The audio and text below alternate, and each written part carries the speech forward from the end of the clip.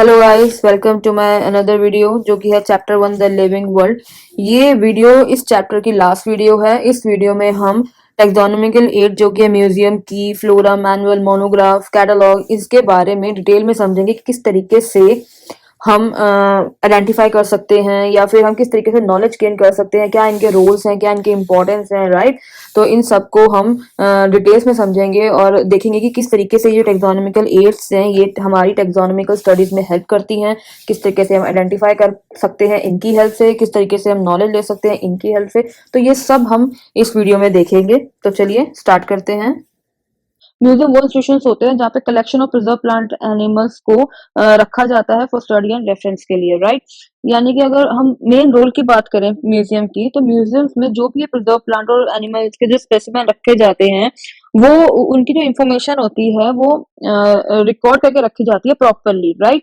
जिससे कि अगर फ्यूचर में कोई भी स्पेसिमेन एक्सटिंक्ट होता है तो हमारे पास एटलीस्ट उसका जो प्रिजर्व स्पेसिमेन है वो है, जिससे हम फ्यूचर जनरेशन को उसके बारे में दिखा सकते हैं कि हाँ, इस तरीके का भी एक ऑर्गेनिज्म था जो एग्जिस्ट करता था। जैसे फॉर एग्जांपल देखें हम डायनासोर्स या डोडो बर्ड्स लगा लो, ठीक है। इनके फॉसिल जो है उस टाइम पे साइंटिस्ट ने क्या किया, इसको प्रिजर्व करके रखा, उनके फॉसिल्स मिले उसको प्रिजर्व करके रखा। तो आज की हम जनरेशन वाली हम भी जाके म्यूजियम्स में देख सकते हैं कि अब वो एक्सटिंक्ट हो गए हैं, बट स्टिल इस टाइप के ऑर्गेनिजम्स भी एग्जिस्ट करते थे। यानी अगर हमें कोई इन्फॉर्मेशन लेनी है उसके बारे में तो हम जाके कंप्लीट इन्फॉर्मेशन म्यूजियम्स में ले सकते हैं, राइट।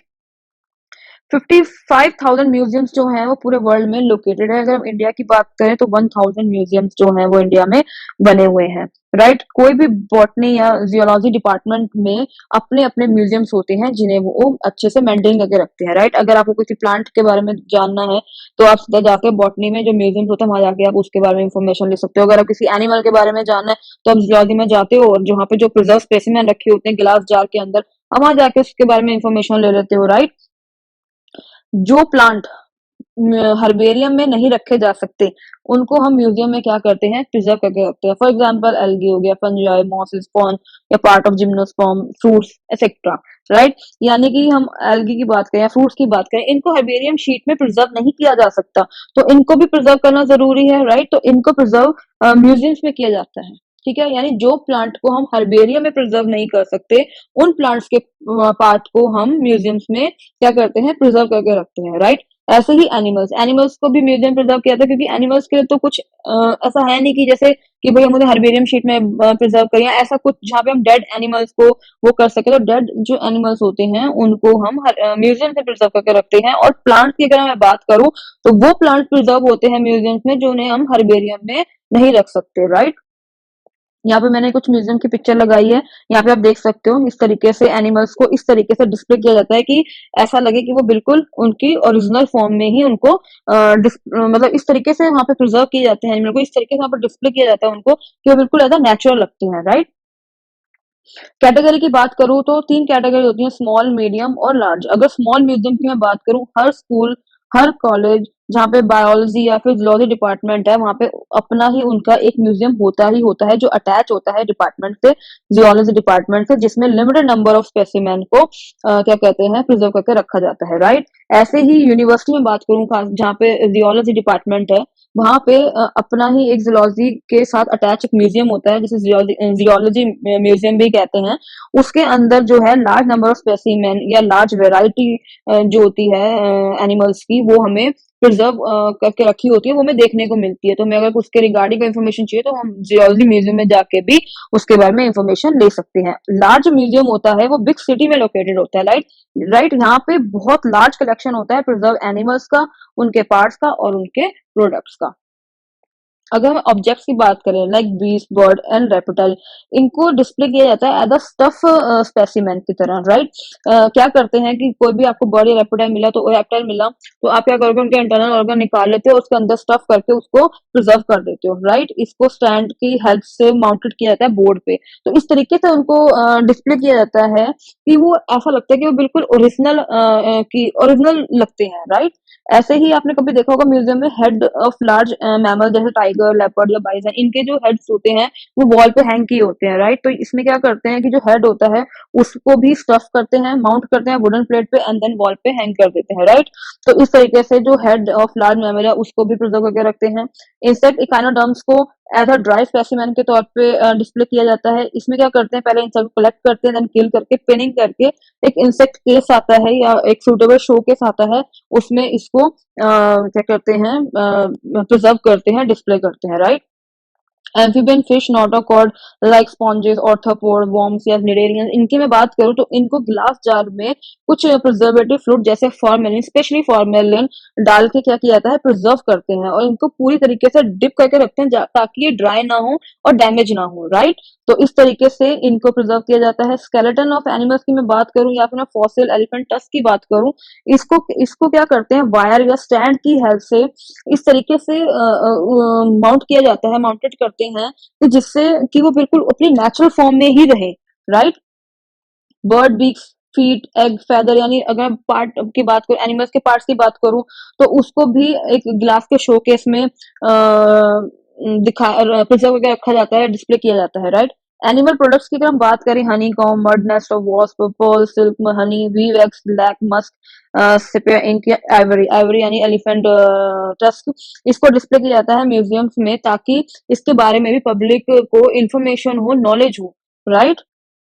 जैसे कि यहाँ पे आप देख सकते हो स्केलेटन ऑफ एनिमल्स को इस तरीके से माउंट किया गया है स्टैंड और बोर्ड पर कि जिससे वो अपनी नेचुरल फॉर्म में ही रहे। ये these are dodo bird, dinosaur, these are elephant का स्केलेटन, राइट।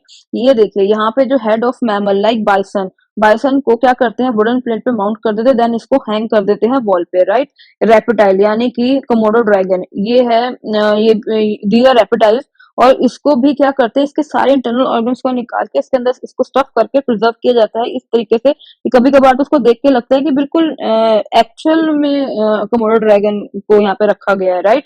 इंसेक्ट को इस तरीके से डिस्प्ले किया जाता है ड्राई स्पेसिमेन के तौर पे, पहले उसको कलेक्ट करते हैं, किल करते हैं, पिन करके इस तरीके से इंसेक्ट केस में लगा देते हैं। यहाँ पे स्पेसिमेन प्रिजर्व कर रखे हैं ग्लास जार में, और जो यहाँ वाटरी सा दिख रहा है ये फॉर्मेलिन है, right. These are formalin. Important museum की बात कर लेते हैं। नेचुरल हिस्ट्री म्यूजियम जो कि लंदन में है, एंथ्रोपोलॉजिकल म्यूजियम जो कि अंडमान एंड निकोबार में है, फॉरेस्ट म्यूजियम ये भी अंडमान निकोबार में है, national museum of Indian history जो कि दिल्ली में है, इंडियन म्यूजियम जो कलकत्ता में है, प्रिंस ऑफ वेल्स म्यूजियम जो कि मुंबई में है। ये सब ये कुछ इंपॉर्टेंट म्यूजियम्स हैं, एक बार आप इनको ध्यान से पढ़िएगा, इसको याद रखिएगा, क्योंकि कई कई बार नीट में भी ये क्वेश्चन आ जाते हैं, जैसे आपको इसको म्यूजियम का नाम दे देंगे, बोलेंगे वो कहाँ लोकेटेड है, राइट। तो इस तरीके से आप इन सब इंपॉर्टेंट म्यूजियम्स को अच्छे से पढ़ लीजिएगा। तो नेक्स्ट जो टेक्सोनोमिक एड है वो है key is always analytical in nature, यानी कि एनालिटिकल मींस कि हम यहाँ पे क्या करते हैं, कैरेक्टर को एनालाइज करते हैं, राइट, एंड देन हम आइडेंटिफाई करते हैं। तो इसीलिए यहाँ बोला गया key is always analytical in nature, it's a very important point. Key is a set of alternate character in such a manner that helps in the identification of plants and animals by selecting and eliminating the characters according to their presence or absence in the organism under study, right। की बस की क्या है, की basically एक set, आप ये कह सकते हो कि सेट ऑफ ऑल्टरनेट कैरेक्टर्स या फिर सेट ऑफ ऑपोजिट कैरेक्टर या फिर सेट ऑफ कंट्रास्टिंग कैरेक्टर, हम ये भी कह सकते, ये इन तीनों में से कुछ भी कहिए, तीनों का मतलब सेम है, या तो अपोजिट कैरेक्टर्स होंगे, ऑल्टरनेट कैरेक्टर्स होंगे या फिर कंट्रास्टिंग कैरेक्टर्स होंगे, राइट। जो क्या करते हैं, हेल्प करते हैं आइडेंटिफिकेशन करने में प्लांट्स और एनिमल्स के स्पेसिमेन का। इसमें हम क्या करते हैं, हम एक कैरेक्टर को सिलेक्ट करते हैं और दूसरे को एलिमिनेट करते चलते हैं, यानी कि ऑन द बेसिस ऑफ कि मान लो हमें कोई ऑर्गेनिज्म मिला, जो कैरेक्टर एक्सटर्नल फीचर्स उसके अंदर प्रेजेंट होंगे उसको हम एक्सेप्ट करेंगे, एंड जो नहीं होंगे उसको हम एलिमिनेट करते जाएंगे, राइट। जैसे फॉर एग्जांपल हर चीज के लिए अगर हम बात करें कि स्पीशीज स्पीशीज के लिए अपनी एक की होती है, फैमिली के लिए अपनी की होती है, जीनस के लिए अपनी की होती है, राइट। तो स्पीशीज जो की होती है वो आइडेंटिफिकेशन में हेल्प करती है स्पीशीज की इन अ जीनस में, ऐसी जीनस की होती है, जीनस की अपनी की होती है जो हेल्प करती है identification of genera in a family, ऐसी फैमिली की होगी वो हेल्प करेगी family in a order, right. ऐसी ऑर्डर की अपनी की होगी। तो इस तरीके से टेक्सोनोमी की अगर हम बात करें तो दो टाइप की होती है, यॉक्ड और इंडेंटेड या फिर ब्रैकेटेड की। जो ब्रैकेटेड की है ये मोस्ट पॉपुलर की है, राइट, सबसे ज्यादा यूज होने वाली की है ये। योग की और इंडेंटेड की में क्या होता है कि यहाँ पे दो या दो से ज्यादा स्टेटमेंट के बीच में सीक्वेंस ऑफ चॉइस मिल जाती है, राइट, जिसकी हेल्प से हम आइडेंटिफाई करते हैं ऑर्गेनिजम्स का। ऐसे ही ब्रैकेटेड की में क्या होता है, ये सबसे मोस्ट पॉपुलर की है first of all. Second thing, यहाँ पे पेयर ऑफ कंट्रास्टिंग कैरेक्टर्स होंगे जो हेल्प करते हैं, जिनको हम यूज करके आइडेंटिफिकेशन कर सकते हैं किसी भी स्पेसिमेन का, चाहे वो प्लांट हो फिर चाहे वो एनिमल हो, राइट। यहाँ पे कुछ एग्जांपल्स, हम एग्जांपल देख लेते हैं। फर्स्ट, अगर मैं ब्रैकेटेड की मैं बात करूं तो ब्रैकेटेड की क्या है, पहले तो a pair of contrasting characters, right. ये जो पेयर ऑफ कंट्रास्टिंग कैरेक्टर्स है इसको हम बोलते हैं कपलेट।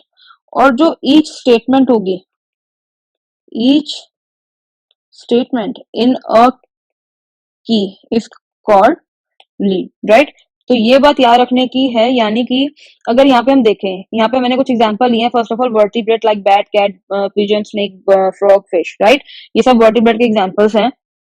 तो यहाँ पे ये जो पेयर है, जो कंट्रास्टिंग कैरेक्टर का जो पेयर है, दीज ये जो पेयर है ये कहलाएगा couplet, right.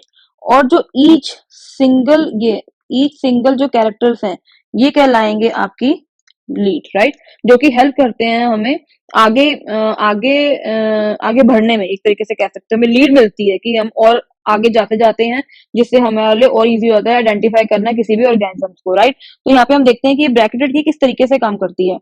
First of all हम यहाँ पे फर्स्ट ले रहे हैं एक्सटर्नल, फर्स्ट कपलेट ले रहे हैं एक्सटर्नल ईयर प्रेजेंट और एक्सटर्नल ईयर एब्सेंट, यानी हमें कोई ऑर्गेनिज्म मिला और हमें उसके हम अब उसके एक्सटर्नल फीचर्स देखते हैं और देखते हैं हमारा ऑर्गेनिज्म इनमें से किससे मिलता है, राइट। तो अब हम कह रहे हैं कि एक्सटर्नल ईयर प्रेजेंट और एक्सटर्नल ईयर एब्सेंट। अगर एक्सटर्नल ईयर प्रेजेंट है तो वो कहते हैं कि कपलेट नंबर 2 पे जाइए, और अगर एक्सटर्नल ईयर एब्सेंट है तो कपलेट नंबर 3 पे जाइए। यानी कि अब जो हमें ऑर्गेनिज्म मिला उसके अंदर ईयर प्रेजेंट था, ठीक है। तो हम दूसरा कैरेक्टर चेक करेंगे कि क्या विंग्स प्रेजेंट थे, यानी पंख हैं उसके अंदर, या पंख एब्सेंट है।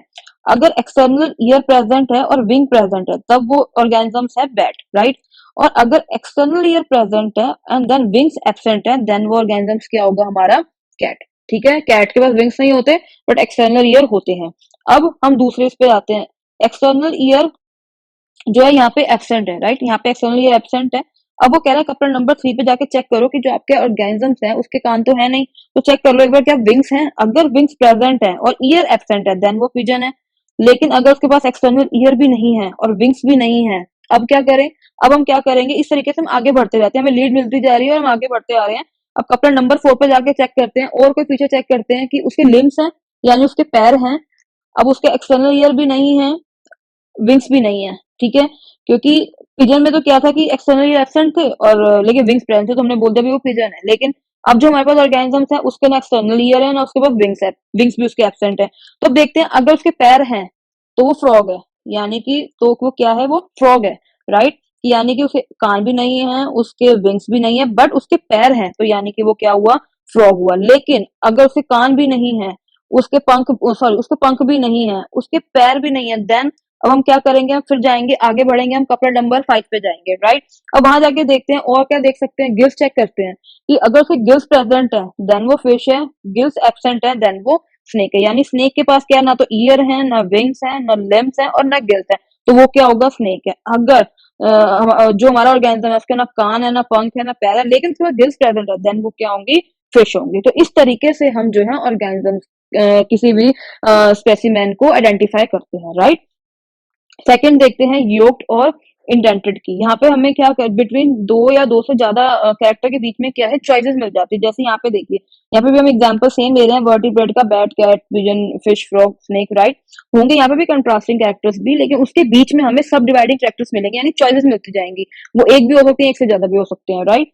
तो ऐसे ही यहाँ पे देखते हैं एक्सटर्नल ईयर प्रेजेंट है, पर यहाँ पे ऑन द स्पॉट में पता चल जाएगा कि ऑर्गेनिजम्स क्या है। जैसे एक्सटर्नल ईयर, पहले हमने कंडीशन ले ली एक्सटर्नल ईयर जो है भाई प्रेजेंट है उसके, तो अब देखते हैं अगर विंग प्रेजेंट है देन वो बैट है, और विंग एब्सेंट है देन वो कैट है। यानी कि एक्सटर्नल ईयर दोनों में होते हैं, अगर विंग प्रेजेंट होंगे तो बैट होगा और अगर विंग एब्सेंट होंगे तो वो कैट होगा, राइट। ऐसे ही एक्सटर्नल ईयर एब्सेंट की मैं बात करूं तो यहाँ पे क्या होगा, अब यहाँ पे कपलेट क्या होंगे, यहाँ पे ये कैरेक्टर क्या होगा आपका, कपलेट होगा। और ये जितने भी ये स्टेटमेंट्स हैं ये सब क्या है, लीड है इसकी, राइट। तो इस तरीके से एक्सटर्नल ईयर यहाँ पे क्या, अब वो सेकंड जो हमारे पास स्टेटमेंट है वो है एक्सटर्नल ईयर एब्सेंट है। अब यहाँ पे एक्सटर्नल ईयर एब्सेंट है, तो अब यहाँ पे जाके हम चेक करेंगे बट यहाँ पे हम और चॉइसेस लेंगे, उस ऑर्गेनिजम्स को फाइंड करने के लिए हम और चॉइसेस लेंगे, राइट। जैसे कि लिम्स ले लेते हैं, यानी पैर भी हम उसमें देखेंगे, इसके पैर भी चेक कर लेते हैं कि पैर प्रेजेंट है या नहीं है, लिम्स प्रेजेंट है या नहीं है, राइट। तो एक्सटर्नल ईयर तो उसके अंदर एब्सेंट है, ये कंफर्म है। अब देखते हैं लिम्ब प्रेजेंट है, अगर तो लिम्ब प्रेजेंट है और विंग प्रेजेंट है, देन वो क्या होगा, तो वो पिजन है। और अगर लिम्ब प्रेजेंट है और विंग एब्सेंट है उसके, देन वो क्या होगा, फ्रॉग होगा, राइट। आप समझ पा रहे हैं? जैसे कि मैं कह रही हूँ, अगर लिम्ब प्रेजेंट, एक्सटर्नल तो एब्सेंट ही है उस ऑर्गेनिज्म में, बट अगर उसके लिम्ब प्रेजेंट यानी उसके पास पैर है और उसके पास विंग है, तब वो होगा पिजन, राइट। बट अगर उसके लिम्ब प्रेजेंट है और विंग्स नहीं है, यानी पैर तो है पर पंख नहीं है, तब वो होगा फ्रॉग। तो इस तरीके से आगे देखते हैं। अब आगे वो कह रहे हैं कि लिम्ब एब्सेंट है, यानी अब ये कंडीशन है कि लिम्ब एब्सेंट है, अगर पैर नहीं है और उसके गिल प्रेजेंट है, right.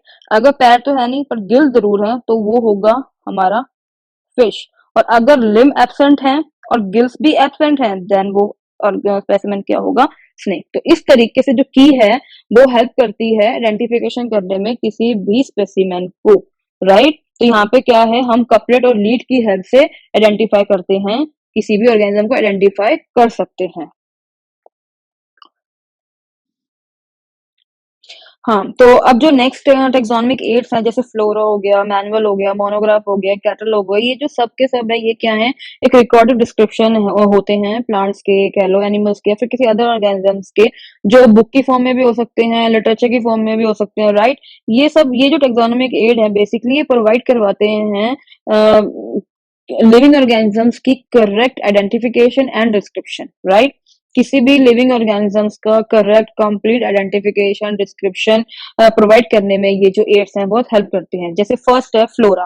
Flora it is a book और it is a index, right, to provide the information of plant species found in a particular area. अब इस इंफॉर्मेशन में क्या प्रोवाइड करवाते हैं ये जो फ्लोरा से, क्या मतलब क्या हेल्प करते हैं ये, उसके हैबिटेट जानने में, उसका डिस्ट्रीब्यूशन जानने में, जो उस पर्टिकुलर एरिया में ग्रो हो रहा है, जो प्लांट उस पर्टिकुलर एरिया में ग्रो हो रहा है, उसके बारे में, उस प्लांट के बारे में हमें हैबिटेट और डिस्ट्रीब्यूशन के बारे में हमें फ्लोरा से सारी इंफॉर्मेशन मिल जाती है। जैसे कि उसका डिस्ट्रीब्यूशन रेट क्या है, ज्यादा उग रहे हैं, कम उग रहे हैं, किस रेट से वो ग्रो कर रहे हैं, राइट। वो सारी इंफॉर्मेशन आपको फ्लोरा से मिल जाएगी। तो कुछ सर्वे फ्लोरास हैं इंडिया के, इन फ्लोरास को आप बहुत अच्छे से लर्न करिएगा, ये नीट के पर्सपेक्टिव से बहुत इंपॉर्टेंट है।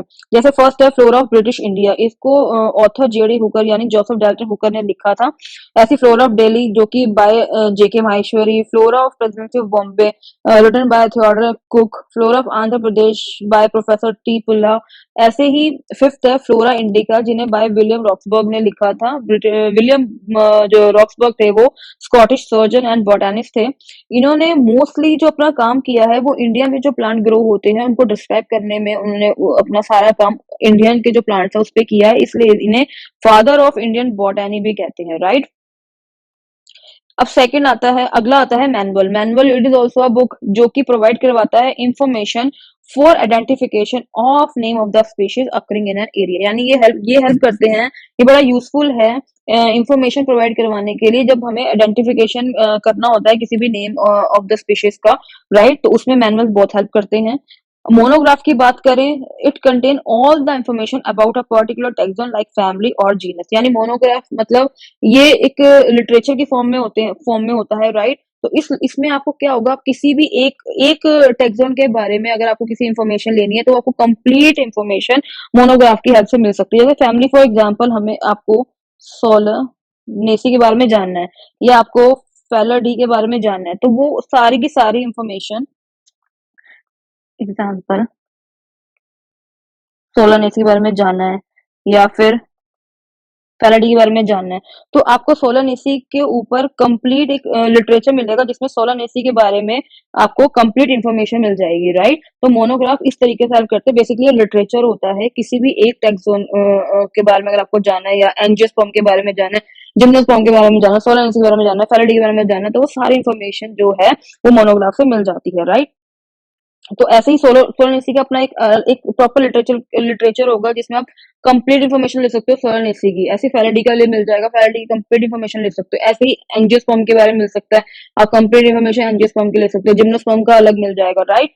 अब हम बात करते हैं catalogue. Catalogue contain alphabetical arrangement of species of a particular area. Catalogue is nothing, ये सिर्फ एक डिक्शनरी की तरह होता है जिसमें जो भी पर्टिकुलर एरिया में जितने प्लांट्स ग्रो होते हैं उनकी प्रॉपर लिस्ट होती है, उनके प्रॉपर फीचर्स को डिस्क्राइब किया होता है, जिससे आप जो भी पर्टिकुलर एरिया में प्लांट ग्रो हो रहे होते हैं उसकी सारी इंफॉर्मेशन आप इस कैटलॉग की हेल्प से भी ले सकते हो। तो यहाँ पे सारे टेक्सोनॉमिकल एड्स हमने डिस्कस कर लिए। ये लिविंग वर्ल्ड चैप्टर की लास्ट वीडियो थी, राइट, जिसमें हमने सारे एड्स को कवर कर लिया है। अब इन इन टेक्सोनॉमिकल एड्स के बारे में, म्यूजियम की, फ्लोरा, मोनोग्राफ, इनके ऊपर किस तरीके से क्वेश्चंस बन सकते हैं, एक बार हम वो भी देख लेते हैं, राइट। तो पहला जो क्वेश्चन है वो है, insects are preserve in insect box after collecting, killing and pinning. So right option will be collecting, killing and pinning, right? In museums, specimens are preserved in the container having preservative fluids, mostly formalin, यानी कि उनके उसको किस में रखा जाता है, preservative solutions में, जो कि होता है फॉर्मेलिन, मोस्टली फॉर्मेलिन होता है, right. Larger animal like birds and mammals are usually stuffed and preserved in, जो लार्ज एनिमल्स होते हैं उसको कहाँ पे, अगर हम हाइबेरियम की बात करें वहां तो प्रिजर्व प्लांट्स रखे जाते हैं, जियोलॉजिकल पार्क एंड जू ये बोथ आर सेम, यहाँ पे लिविंग एनिमल्स को रखा जाता है। तो सिर्फ क्या बचा, म्यूजियम। म्यूजियम्स में क्या करते हैं, जो लार्ज एनिमल्स होते हैं वहां पे बर्ड्स लाइक बर्ड्स और मैमल्स, इनको स्टफ करके प्रिजर्व करके डिस्प्ले किया जाता है। Right option will B museum, right. Dash is a taxonomic aid which contain the actual account of habitat and distribution of plants of a given area and also provide the index to the plant species found in a particular area। यानी ऐसा वो taxonomic add जो help करता है, जो information देता है plant के बारे में जो पर्टिकुलर एरिया में ग्रो हो रहा है, जो वो उस इंफॉर्मेशन में क्या होता है, उसका हैबिटेट एंड उसका डिस्ट्रीब्यूशन। वो कौन सा टैक्सोनॉमिक एड है, वो टैक्सोनॉमिक एड है हमारा flora, right. Flora is the book, book की फॉर्म में भी होता है ये book, it is a book also, it is a index also, right. तो इसका जो ऑप्शन है सही है वो ए है। Key is a taxonomical aid use for the identification of organism. Each statement in a key is called, यानी कि जो पेयर्स ऑफ कंट्रास्टिंग कैरेक्टर्स होते हैं उनको तो हम कपलेट्स बोलते हैं। जो ईच स्टेटमेंट है की उसको क्या बोला जाता है, लीड, यानी right option will be lead. Couplet in a key, यानी कि जो कपलेट है, की में जो कपलेट जो है वो क्या है, पेयर्स ऑफ कंट्रास्टिंग कैरेक्टर है या फिर each statement in a key है, रिजेक्शन ऑफ अ स्टेटमेंट है, नन ऑफ दीस है। तो यानी कि couplet means contrasting character in a pair, right option will be B. इस तरह से मैच द कॉलिंग की फॉर्म में भी आ सकते हैं। यहाँ पे दिया जाएगा आपको कपलेट, कपलेट क्या होगा, a pairs of contrasting character. Lead क्या होगी, ईच स्टेटमेंट इन अ की। मोनोग्राफ क्या होंगे, इंफॉर्मेशन लेनी होगा आप किसी भी किसी भी टैक्सोन की, एनी वन टैक्सोन की, तो आप वो कैसे ले सकते हो, आप मोनोग्राफ की हेल्प से ले सकते हो, राइट।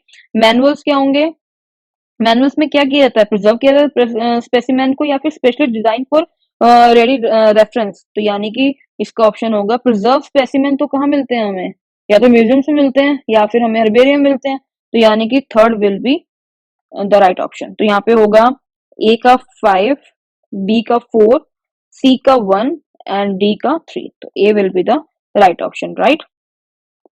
ऐसे ही लास्ट है, a taxonomical aid use for identification of plants and animal based on the similarities and dissimilarities is called, यानी वो टेक्सोनॉमिकल एड जो यूज किया जाता है आइडेंटिफिकेशन के लिए प्लांट्स और animals based on the similarities and dissimilarities is called key, museum, garden और हर्बेरियम। हर्बेरियम में तो प्रिजर्व हो रहे हैं प्लांट, गार्डन में लिविंग प्लांट्स को ग्रो किया जाता है, राइट। म्यूजियम्स में प्रिजर्व किया जाता है स्पेसिमेन को, यानी कि की वो टेक्सोनॉमिकल की है जो सिमिलैरिटीज और डिससिमिलैरिटीज के बेस पे हम आइडेंटिफाई करते हैं प्लांट्स या एनिमल्स के स्पेसिमेन को। तो right option will be C.